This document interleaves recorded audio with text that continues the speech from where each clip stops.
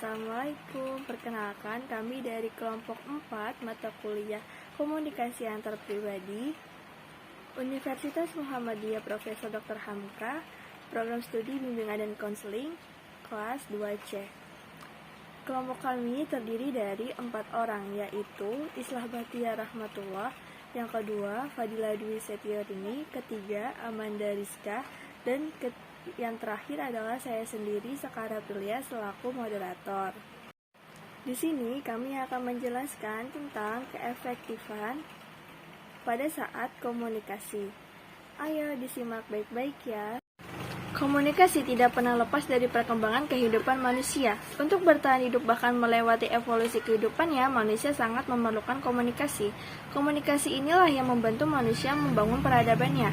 Dengan melakukan komunikasi pula, manusia mempelajari suatu hal yang membuat penghidupannya yang lebih baik pada dirinya.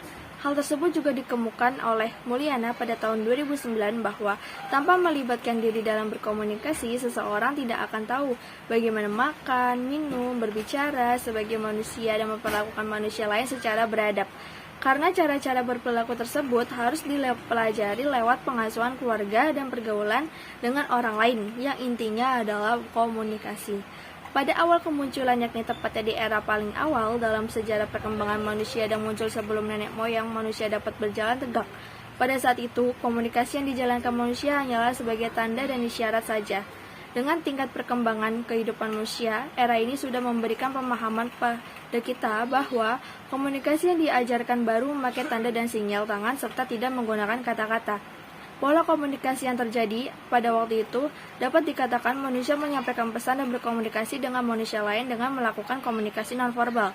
Dalam prakteknya, jika memiliki awal mula komunikasi manusia itu sendiri, kita bisa melihat bahwa manusia tidak menggunakan alat bantu pada komunikasi yang ia lakukan. Seiring dengan era informasi yang terus berkembang seperti saat ini, pola komunikasi yang terjadi antara individu semakin berkembang pula. Hal ini, pada tahapan ini, terlihat bahwa penggunaan teknologi komunikasi yang semakin canggih membuat perubahan besar pula bagi komunikasi manusia itu sendiri. Salah satu teknologi komunikasi yang merubah wajah dari komunikasi adalah internet. Internet merupakan hampir semua orang di belahan bumi dunia maupun untuk saling berkomunikasi dengan cepat dan mudah. Dalam bola dunia, cyber ini berbagai orang dari penjuru dunia berkomunikasi melalui zona waktu yang berbeda tanpa saling bertatap muka, dan informasi tersedia selama 24 jam sehari dan ribuan tempat. Penyebaran informasi berlangsung cepat, segala informasi di belahan dunia manapun dapat diperoleh dalam sekejap. Informasi yang tadinya sulit diperoleh saat ini bukan sesuatu yang sulit lagi. Melalui internet, seseorang bisa berkomunikasi dengan orang lain tanpa mengenal batasan ruang dan waktu. Internet merupakan salah satu media massa komunikasi. Internet berbeda dengan media massa tradisional lainnya. Internet sebagai sarana membawa perubahan yang cukup besar bagi kehidupan manusia. Kelebihan dan fungsi yang ditawarkan oleh jenjang sosial, misalnya, menjadikan internet semakin diminati. Jejaring sosial laki-laki kamar pribadi dengan dinding kaca yang memungkinkan orang lain dapat melihat apa yang kita lakukan di dalam kamar, bagaimana dekorasi dari kamar kita, dan lain sebagainya. Ada banyak layanan jejaring sosial yang disuguhkan di internet. Jejaring sosial memiliki banyak pengunjung, diantaranya adalah Facebook, Twitter, Pet, Instagram, dan masih banyak lagi yang lainnya. Dari sekian banyak situs social networking di internet, salah satu situs yang saat ini cukup menarik banyak perhatian para pengguna internet adalah Twitter.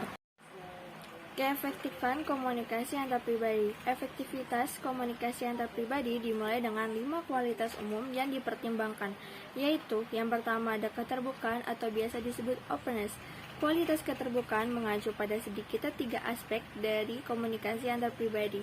Pertama, komunikator interpersonal yang efektif harus terbuka kepada orang yang diajaknya berinteraksi. Ini adalah berarti bahwa orang harus dengan segera membutuhkan semua riwayat hidupnya. Memang ini mungkin menarik, tapi biasanya tidak membantu komunikasi. Yang kedua, ada empati atau biasa disebut empathy. Harry Barak pada tahun 1976 mendefinisikan empati sebagai kemampuan seseorang untuk mengetahui apa yang sedang dialami orang lain pada suatu saat tertentu dari sudut pandang orang lain itu melalui kacamata orang lain itu. Yang ketiga ada sikap pendukung atau supportiveness. Hubungan antar pribadi yang efektif adalah hubungan di mana terdapat sikap mendukung, suportif. 4. Sikap positif. Kita mengkomunikasikan sikap positif dalam komunikasi antar pribadi dengan sedikitnya 2 cara. Yang pertama, menyatakan sikap positif. Kedua, secara positif mendorong orang menjadi teman kita berinteraksi. Sikap positif mengacu pada sedikitnya 2 aspek dari komunikasi antar pribadi. 5. Kesetaraan atau equality. Dalam setiap situasi, barangkali ketidaksetaraan salah seorang mungkin lebih pandai, lebih kaya, lebih tampan atau cantik, atau lebih atletis daripada yang lain. Tidak pernah ada 2 orang yang benar-benar setara dalam segala hal. Terlepas dari ketidaksetaraan ini, komunikasi antar pribadi akan lebih efektif bila suasananya setara. Faktor-faktor yang mempengaruhi ketidakefektifan komunikasi antar pribadi. Yang pertama, pengetahuan. Misalnya, seorang akademisi tidak mungkin menggunakan kata-kata yang intelektual apabila ia menghadapi seseorang yang pendidikannya lebih rendah darinya. Hal tersebut menjadi penghambat dalam proses komunikasi. Yang kedua, perkembangan. Memiliki 2 aspek. Yang pertama, pertumbuhan. Pertumbuhan dapat mempengaruhi pola pikir manusia, bagaimana komunikan menyikapi informasi yang diberikan komunikator, dan bagaimana komunikator menyampaikan informasi kepada komunikan. Yang kedua, keterampilan berbahasa. Merupakan salah satu faktor yang sangat terkait dengan pertumbuhan. Misalnya, jika kita menghadapi remaja, maka kita lebih baik mengetahui bahasa-bahasa yang digunakan dalam kesehariannya atau disebut dengan bahasa gaul. Faktor yang ketiga, persepsi. Suatu cara seseorang dalam menggambarkan atau menafsirkan informasi yang diolah menjadi sebuah pandangan. Dan faktor yang keempat, peran dan hubungan. Peran dan hubungan memiliki pengaruh dari proses komunikasi tergantung dari materi atau permasalahan yang ingin dibicarakan, termasuk cara menyampaikan informasi dan teknik komunikasi. Faktor yang kelima, emosi. Emosi terkadang tidak dapat dikendali oleh diri sendiri, sehingga emosi juga mempengaruhi proses komunikasi itu sendiri, bahkan emosi dapat menjadi hambatan. Faktor yang keenam, jenis kelamin. Laki-laki dan perempuan memiliki perbedaan dalam berkomunikasi. Dapat dilihat dari gaya bicara dan interpretasi. Menurut Tannen, kaum perempuan lebih menggunakan teknik komunikasi untuk mencari konfirmasi, meminimalkan keintiman, sementara kaum laki-laki lebih menunjukkan identitas dan status dalam kelompoknya. Faktor yang ketujuh, kondisi fisik. Kondisi fisik mempunyai peranan yang penting untuk berkomunikasi. Semua indera memiliki fungsi-fungsi yang digunakan dalam kelangsungan komunikasi. Yang kedelapan, lingkungan. Mencakup 3 aspek, yaitu yang pertama, nilai dan budaya. Stimulus eksternal adalah faktor-faktor yang mempengaruhi komunikasi dari luar. Misalnya kebisingan suara dapat mempengaruhi respon yang kurang baik karena adanya penurunan indera pendengar, sehingga dapat menjadikan penghambat dalam proses komunikasi. Nilai dan budaya atau adat menjadi kacamata yang dijadikan tolak ukur untuk komunikasi, pantas atau tidak pantas, agar komunikasi yang terjalin dengan baik. Sebelum berbicara dengan orang lain, lebih baik kita mengetahui bagaimana latar belakang budaya atau adat yang mereka anut. Dan aspek yang ketiga adalah jarak. Jarak antara komunikator dan komunikan mempengaruhi komunikasi.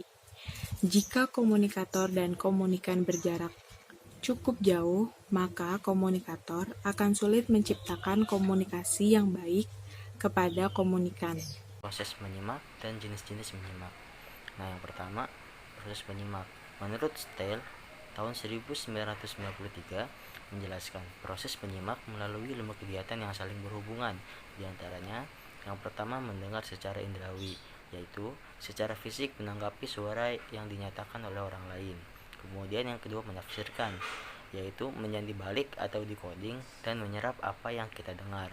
Kemudian yang ketiga ada mengevaluasi, yaitu terbentuknya pendapat dan pandangan kita atas pesan yang kita dengar. Kemudian yang keempat yaitu mengingat. Apa itu mengingat? Mengingat adalah menyimpan pesan tersebut sebagai rujukan yang nantinya akan kita pergunakan dalam percakapan. Kemudian yang kelima ada menanggapi, yaitu memahami dengan memberi tanggapan pada pembicara dalam berbagai bentuknya. Kemudian di sini ada jenis-jenis dalam menyimak, yaitu yang pertama ada menyimak isi, yang bertujuan untuk memahami dan memperoleh informasi dari pembicara. Kemudian yang kedua ada menyimak kritis, yang bertujuan untuk mengevaluasi pesan atau informasi yang disampaikan. Kemudian yang ketiga ada menyimak empatik, yang bertujuan untuk memahami perasaan, kebutuhan, dan keinginan dengan niat untuk membantu pembicara. Kemudian yang terakhir ada menyimak aktif, yang bertujuan untuk mengapresiasi pandangan orang lain meski pandangannya itu bisa saja tidak kita setujui. Sekian pembahasan dari kelompok kami, kurang lebihnya mohon maaf. Wassalamualaikum warahmatullahi wabarakatuh.